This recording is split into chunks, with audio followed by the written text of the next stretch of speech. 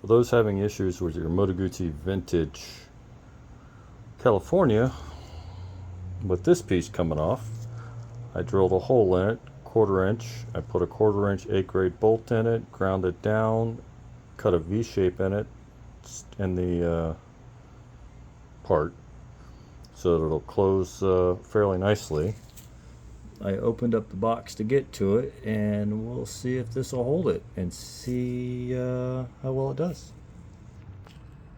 As you can see, the bolt, well, you really can't see, but the bolt sits down right in that groove and locks it into place. It is not tightened on yet, and it's not coming off.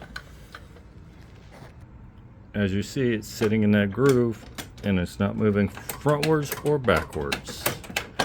Locked right in place.